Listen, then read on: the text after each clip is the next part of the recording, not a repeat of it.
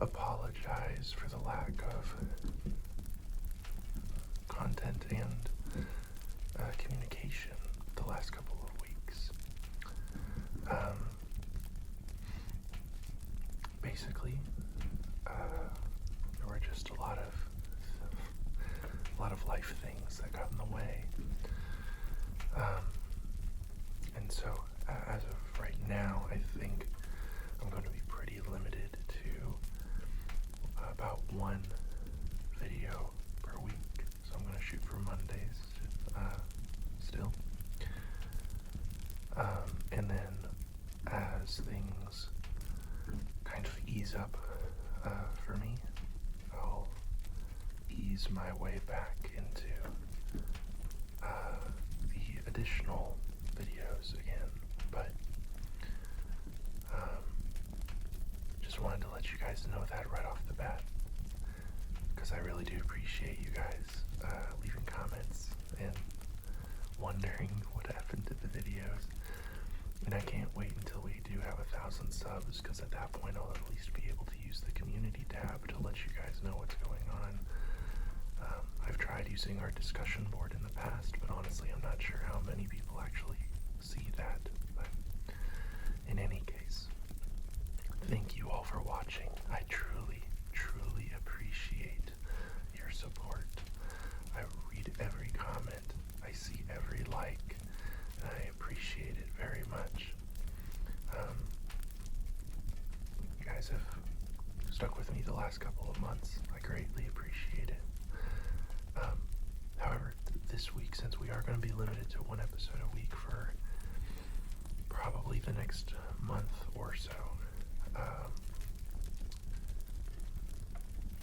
I am going to alternate videos between the three books that I'm enjoying most, which are the Iliad, which also has the Odyssey in it, the Norse mythology, and the Hobbit. Today I'm going to continue on with the Hobbit, just because I have greatly enjoyed reading this book. Again, I feel like I'm a child listening to, I don't know, it just has a lot of memories of my dad kind of reading stories to me. And so it's kind of a nostalgia thing with the Hobbit, but right now my plan is to do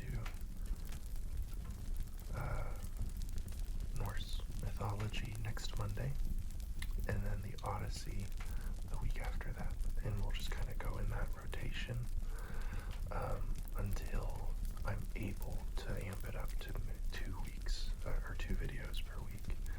I think 2 weeks is kind of comfortable. The third video it might be possible. It will really just depend on what my new class will look like at that point. So, without further ado,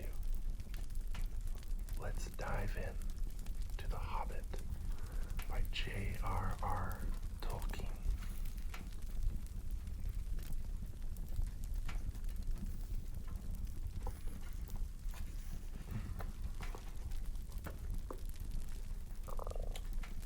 Chapter 2, Roast Mutton. Up jumped Bilbo, and putting on his dressing gown, went into the dining room. There he saw nobody but all the signs of a large and hurried breakfast. But there was a fearful mess in the room, and piles of unwashed crocks in the kitchen. Nearly every pot and pan he possessed seemed to have been used. The washing up was so dismally real that Bilbo was forced to believe the party of the night before had not been part of his bad dreams, as he had rather hoped. Indeed, he was really relieved, after all, to think that they had all gone without him, and without bothering to wake him up, but with never a thank you, he thought. And yet, in a way, he could not help feeling just a trifle disappointed. A feeling advised him. "Don't be a fool, Bilbo Baggins," he said to himself, thinking of dragons and all that outlandish nonsense at your age. So he put on an apron, lit fires, boiled water, and washed up. Then he had a nice little breakfast in the kitchen before turning out the dining room. By that time, the sun was shining, and the front door was open, letting in a warm spring breeze. Bilbo began to whistle loudly and to forget about the night before. In fact, he was just sitting down to a nice little second breakfast in the dining room by the open window when in walked Gandalf. "My dear fellow," said he, "whenever are you going to come? What about an early start? And here you are having breakfast or whatever you call it at 10:30. They left you the message because they could not wait." "What message?" said poor Mr. Baggins, all in a fluster. "Great elephants," said Gandalf. "You are not at all yourself this morning. You have never dusted the mantelpiece." "What's that got to do with it? I have had nothing to do with washing up for 14. "If you had dusted the mantelpiece, you would have found this just under the clock," said Gandalf, handing Bilbo a note, written, of course, on his own note paper. This is what he read. "Thorn and Company to Burglar Bilbo. Greeting. For your hospitality, our sincerest thanks, and for your offer of professional assistance, our grateful acceptance. Terms, cash on delivery, up to and not exceeding 1/14 of total profits, if any. All traveling expenses guaranteed in any event. Funeral expenses to be defrayed by us or our representatives, if occasion arises and the matter is not otherwise arranged for. Thinking it unnecessary to disturb your esteemed repose, we have proceeded in advance to make requisite preparations, and shall wait your respected person at the Green Dragon Inn, Bywater, at 11 a.m. sharp, trusting that you will be punctual. We have the honor to remain yours deeply, Thorn and Company." "That leaves you just 10 minutes. You'll have to run," said Gandalf. "But," said Bilbo. "No time for it," said the wizard. "But," said Bilbo again. "No time for that either. Off you go."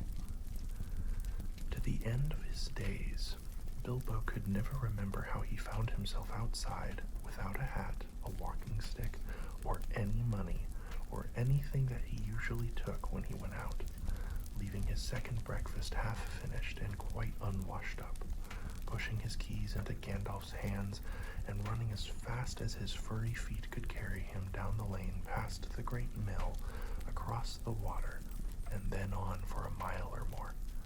Very puffed he was, and when he got to Bywater, just on the stroke of 11,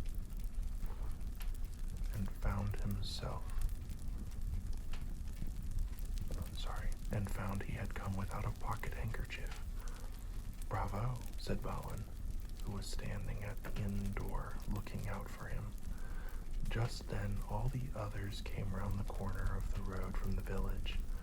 They were on ponies, and each pony was slung about with all kinds of baggages, packages, parcels, and paraphernalia. There was a very small pony, apparently for Bilbo. "Up you two get, and off we go," said Thorin. "I'm awfully sorry," said Bilbo, "but I have come without my hat, and I have left my pocket handkerchief behind, and I haven't got any money. I didn't get your note until after 10:45, to be precise." "Don't be precise," said Dwalin, "and don't worry.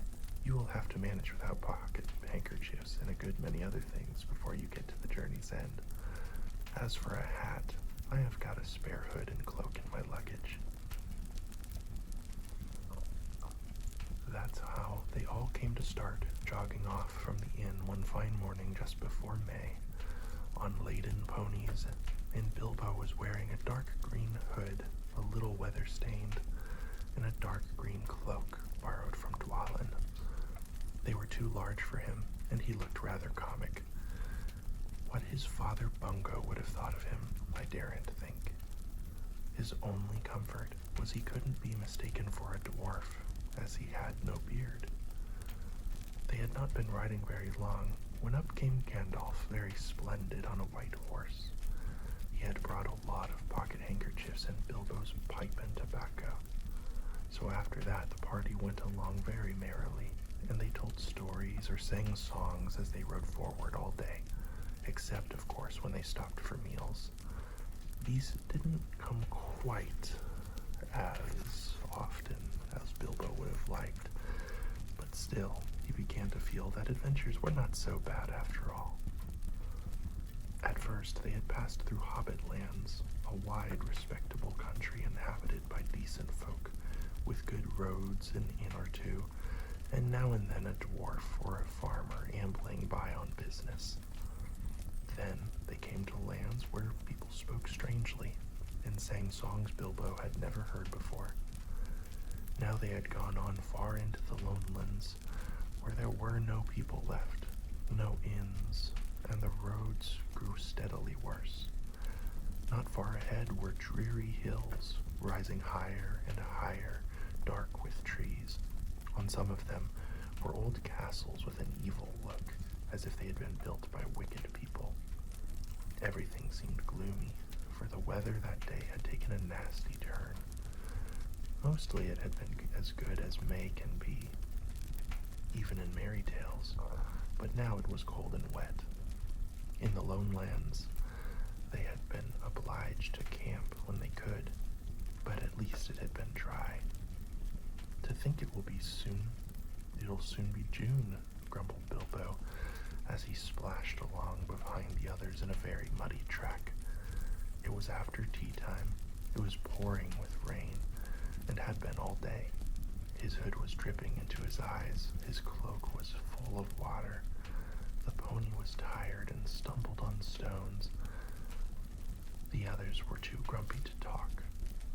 And I'm sure the rain has got into the dry clothes and into the food bags, thought Bilbo. Bother burgling and everything to do with it. I wish I was at home in my nice hole by the fire, with the kettle just beginning to sing. It was not the last time that he wished that. Still, the dwarves jogged on, never turning around or taking any notice of the hobbit. Somewhere behind the gray clouds, the sun must have gone down, for it began to get dark as they went down into a deep valley with a river at the bottom. Wind got up, and willows along its banks bent and sighed. Fortunately, the road went over an ancient stone bridge, for the river, swollen with the rains, came rushing down from the hills and mountains in the north. It was nearly night when they had crossed over. The wind broke up the gray clouds, and a wandering moon appeared above the hills between the flying rags. Then they stopped, and Thorin muttered something about supper. And where shall we get a dry patch to sleep on? Not until then did they notice that Gandalf was missing. So far he had come all the way with them, never saying if he was in the adventure or merely keeping them company for a while. He had eaten most, talked most, and laughed most, but now he was simply not there at all. Just when a wizard would have been most useful too, groaned Dory and Nori, who shared the hobbit's views about regular meals, plenty and often. They decided in the end that they would have to camp where they were. They moved to a clump of trees, and though it was drier under them, the wind shook the rain off the leaves, and the drip was most annoying. Also, the mischief seemed to have got into the fire. Dwarves can make a fire almost anywhere out of almost nothing. Wind or no wind. But they could not do it that night, not even Owen and Glowing, who were especially good at it. Then one of the ponies took fright at nothing and bolted. He got into the river before they could catch him, and before they could get him out again, Feely and Keely were nearly drowned, and all the baggage that he carried was washed away off him. Of course, it was mostly food, and there was mighty little left for supper, and less for breakfast.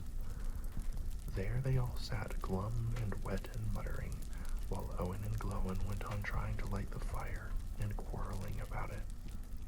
Bilbo was sadly reflecting said adventures were not all pony rides in May sunshine. When Balin, who was always their lookout man, said, "There's a light over there." There was a hill some way off with trees on it, pretty thick in parts. Out of the dark mass of the trees they could now see a light shining, a reddish, comfortable-looking light, as it might be a fire or torches twinkling. When they had looked at it for some while, they fell to arguing. Some said no and some said yes. Some said they could but go and see, and anything was better than little supper, less breakfast, and wet clothes all the night. Others said, "These parts are none too well known, and are too near the mountains. Travelers seldom come this way now. The old maps are no use. Things have changed for the worse, and the road is unguarded. They have seldom even heard of the king round here, and the less inquisitive you are as you go along, the less trouble you are likely to find." Some said, "After all, there are 14 of us." Others said, "Where has Gandalf got to?" This remark was repeated by everybody.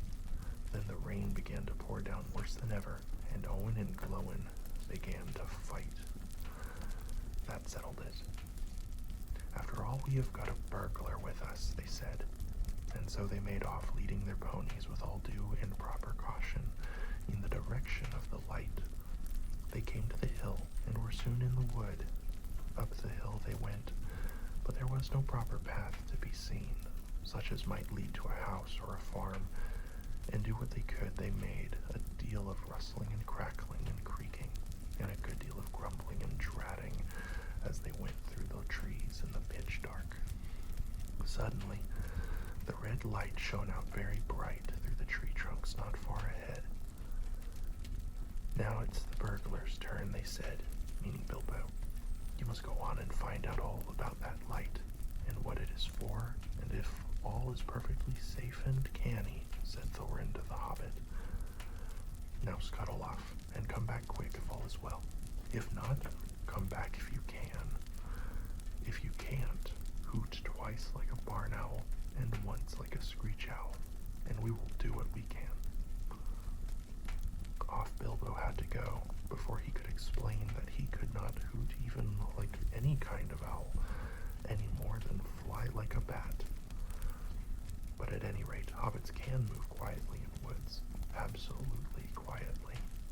They also take a pride in it, and Bilbo had sniffed more than once at what he called all this dwarvish racket as they went along, though I don't suppose you or I would have noticed anything at all on a windy night, not if the whole cavalcade had passed 2 feet off. As for Bilbo walking primly towards the red light, I don't suppose even a weasel could have stirred a whisker at it. So naturally, he got right up to the fire, for fire it was, without disturbing anyone. And this is what he saw.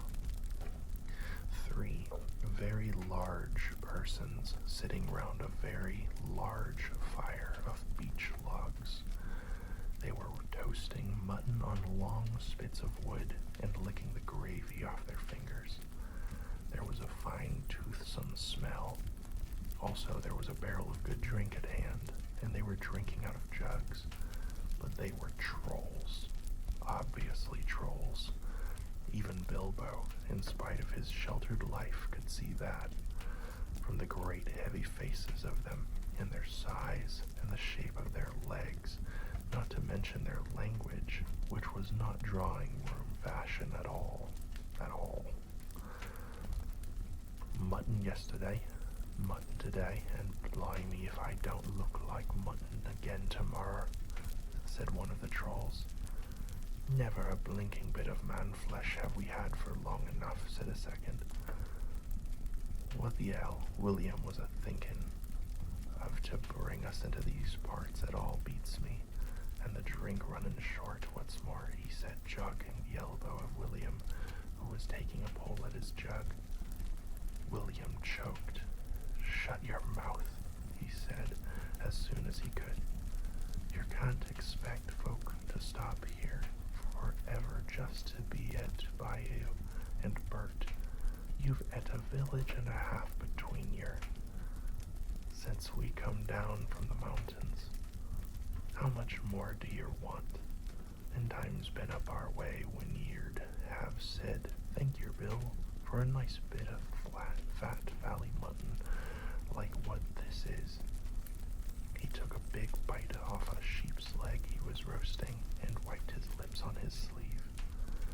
Yes, I am afraid trolls do behave like that, even those with only one head each. After hearing all this, Bilbo ought to have done something at once. Either he should have gone back quietly and warned his friends that there were 3 fair-sized trolls at hand in a nasty mood, quite likely to try roasted dwarf or even pony for a change, or else he should have done a bit of good, quick burgling.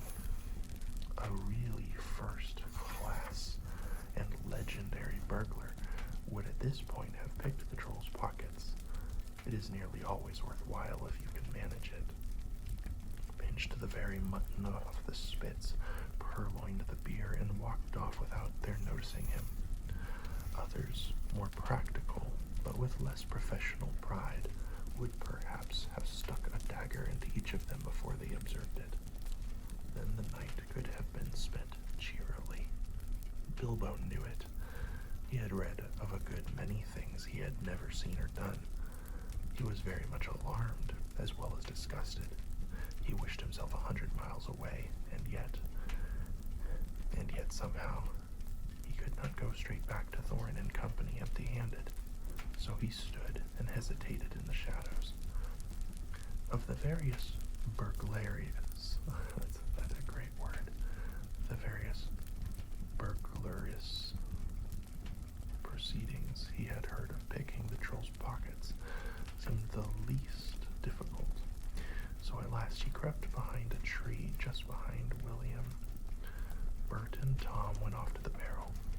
William was having another drink. Then Bilbo plucked up courage and put his little hand in William's enormous pocket. There was a purse in it, as big as a bag to Bilbo. Ha, thought he, warming to his new work as he lifted it carefully out. This is a beginning. It was. Trolls' purses are the mischief, and this was no exception. Who are you? It squeaked as it left the pocket, and William turned around at once and grabbed Bilbo by the neck before he could duck behind the tree. Blimey, Bert, look what I've copped, said William. What is it? Said the others coming up. Lummy if I knows. What are you? Bilbo Baggins, a hobbit, said poor Bilbo, shaking all over and wondering how to make owl noises before they throttled him. A burra hobbit, said they, a bit startled. Trolls are slow in the uptake and mighty suspicious about anything new to them. What's a burra hobbit got to do with my pocket anyways, said William. And can yer kirk 'em, said Tom. Yer can try, said Bert, picking up a skewer. You wouldn't make above a mouthful, said William, who had already had a fine supper, not when he was skinned and boned. Perhaps there are more like him round about, and we might make a pie, said Bert. Here, you, are there any more of your sort sneaking in these here woods? You nasty little rabbit, said he, looking at the hobbit's furry feet, and he picked him up by the toes and shook him. Yes, lots, said Bilbo, before he remembered not to give his friends away. No, none at all, not one, he said immediately afterwards. What do you mean? Said Bert, holding him right way up, by the hair this time.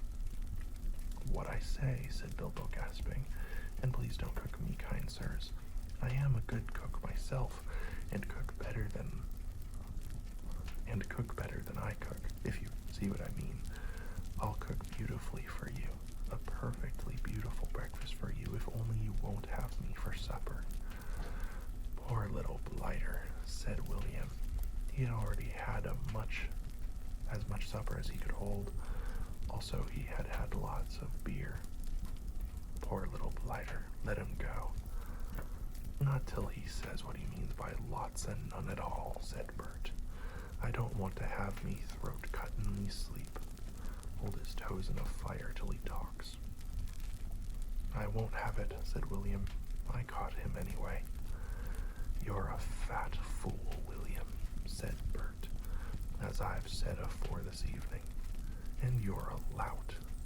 And I won't take that from you, Bill Huggins, says Bert, and puts his fist in William's eye. Then there was a gorgeous row. Bilbo had just enough wits left when Bert dropped him on the ground to scramble out of the way of their feet before they were fighting like dogs and calling one another all sorts of perfectly true and applicable names in their very loud voices. Soon they were locked in one another's arms and rolling nearly into the fire, kicking and thumping, while Tom whacked at them both with a branch to bring them to their senses. And that, of course, only made them madder than ever. That would have been the time for Bilbo to have left, but his poor little feet had been very squashed in Bert's big paw, and he had no breath in his body, and his head was going round, so that there he lay for a while panting just outside the circle of firelight. Right in the middle of the fight, up came Balin. The dwarves had heard noises from a distance, and after waiting for some time for Bilbo to come back, or to hoot like an owl, they started off one by one to creep towards the light as quietly as they could. No sooner did Tom see Balin come into the light than he gave an awful howl. Trolls simply detest the very sight of dwarves, uncooked. Bert and Bill stopped fighting immediately. And a sack, Tom, quick, they said, before Balin, who was wondering where in all this commotion Bilbo was, knew what was happening. A sack was over his head, and he was down. There's more to come yet, said Tom, or I'm mighty mistook. Lots and none at all it is, said he.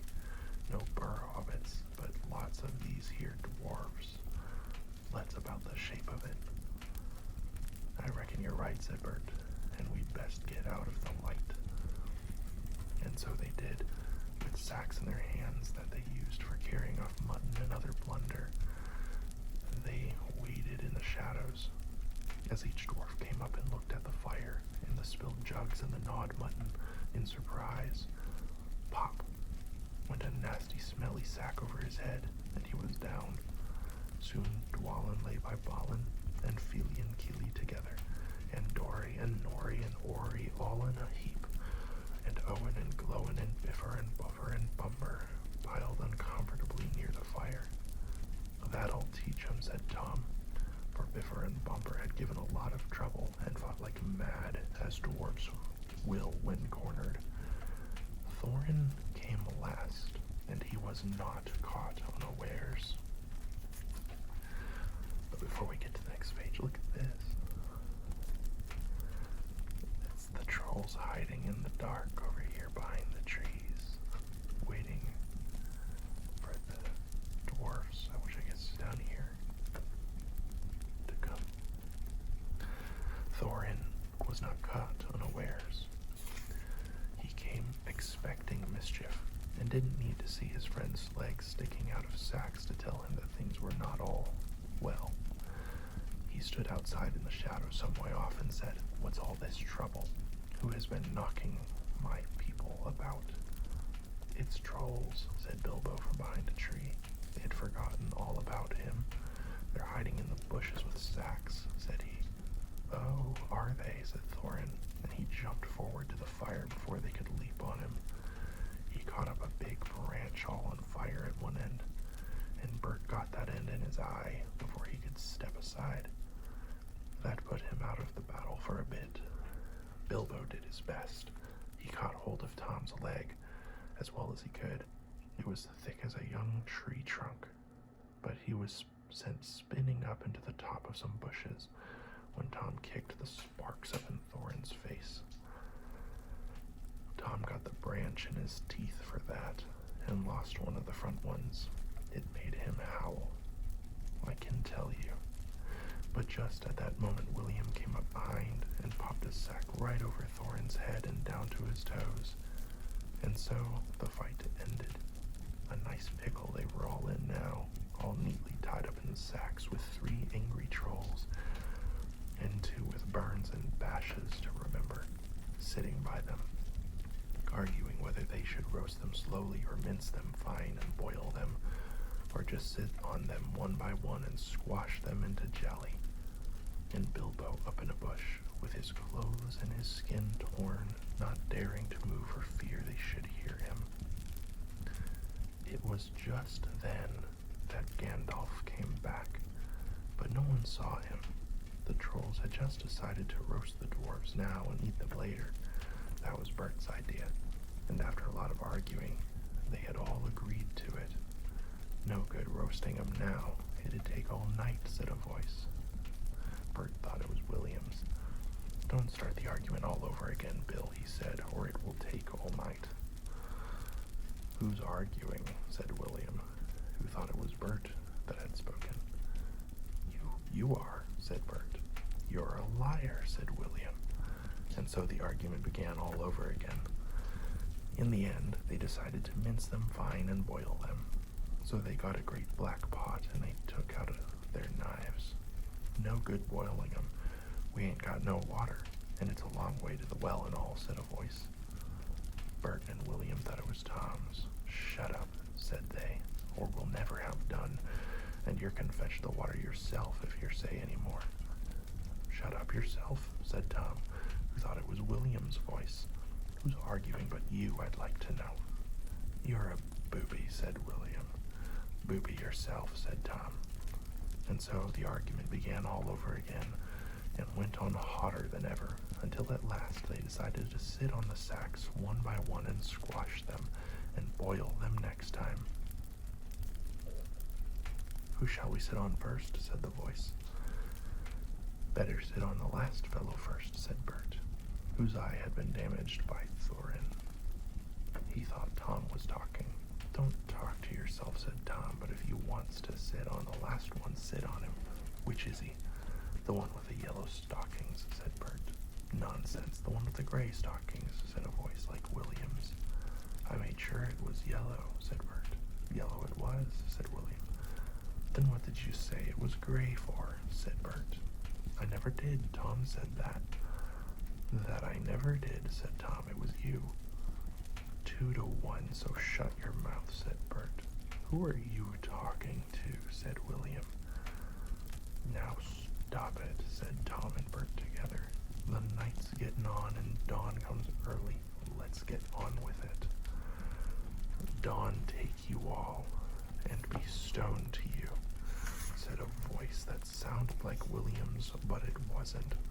For just at that moment the light came over the hill, and there was a mighty twitter in the branches.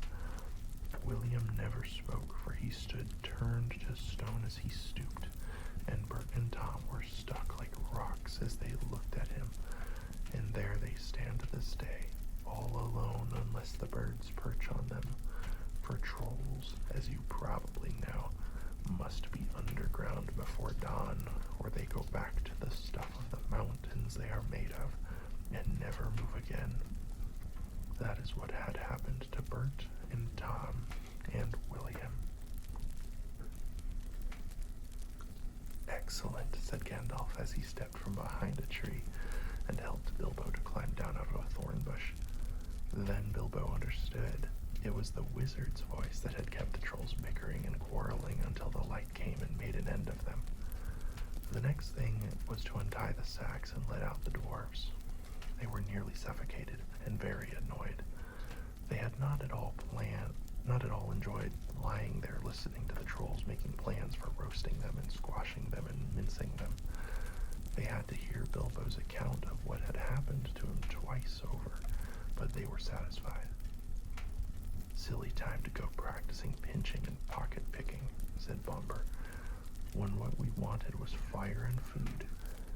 And that's just what you wouldn't have got of those fellows without a struggle in any case, said Gandalf. Anyhow, you're wasting time now. Don't you realize that the trolls must have a cave or a hole dug somewhere near to hide from the sun in? We must look into it. They searched about, and soon found the marks of trolls' stony boots going away through the trees. They followed the tracks up the hill until, hidden by bushes, they came on a big door of stone leading to a cave. But they couldn't open it, not though they all pushed while Gandalf tried various incantations. Would this be any good? Asked Bilbo, when they were getting tired and angry. I found it on the ground where the trolls had their fight. He held out a largish key, though no doubt William had thought it very small and secret. It must have fallen out of his pocket, very luckily, before he was turned to stone.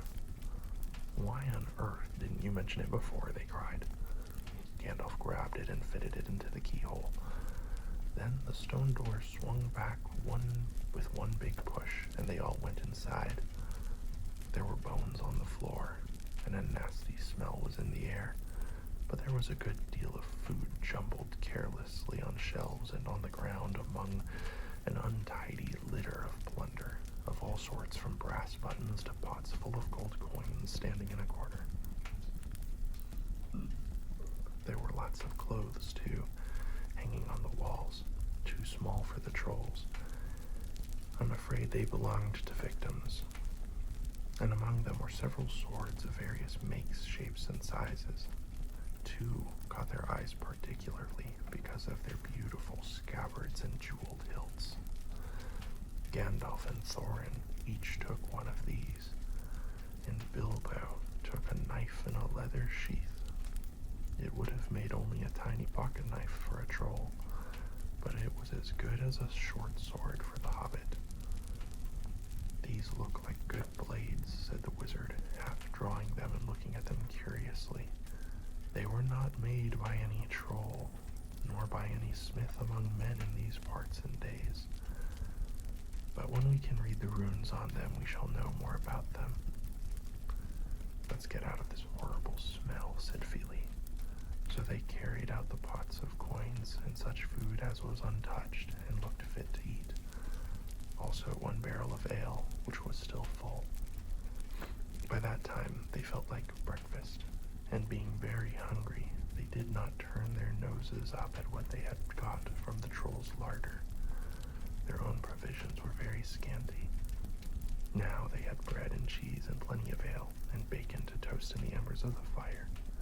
After that they slept, for their night had been disturbed, and they did nothing more till the afternoon. Then they brought up their ponies and carried away the pots of gold, and buried them very secretly, not far from the track by the river, putting a great many spells over them just in case they ever had the chance to come back and recover them. When that was done, they all mounted once more and jogged along again on the path towards the east. Where did you go to, if I may ask? Said Thorin to Gandalf as they rode along. To look ahead, said he. And what brought you back in the nick of time? Looking back, said he. Exactly, said Thorin, but could you be more plain?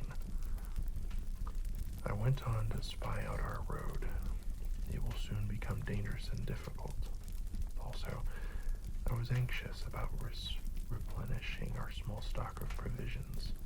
I had not gone very far, however, when I met a couple of friends of mine from Rivendell. Where's that? Asked Bilbo. Don't interrupt, said Gandalf. You will get there in a few days now, if we're lucky, and find out all about it. As I was saying, I met 2 of Elrond's people. They were hurrying along for fear of the trolls. It was they who told me that 3 of them had come down from the mountain and settled in the woods not far from the road.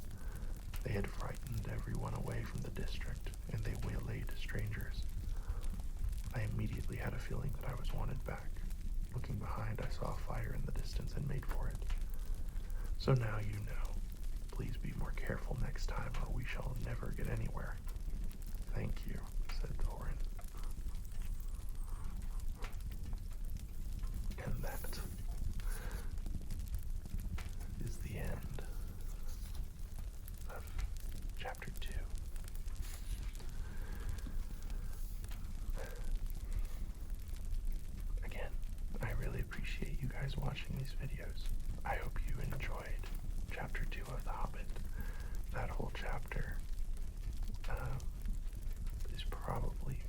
one of two very well-known portions of The Hobbit. There's another one that happens later in the book, which we'll get to. But for now, thank you again for watching. If you do like the video, please give it a thumbs up. Leave a comment below just so I have a chance to speak with you all. It's really, some of the highlights of my week is just talking with you guys. And lastly, if you're so inclined, please consider subscribing to the channel. We've been growing pretty well for the last couple of months. I really appreciate everyone who subscribed already. If you're not subscribed, please click the button. Join our little family of knights. And in the meantime, have a great rest of your night. Sleep well, and I'll see you next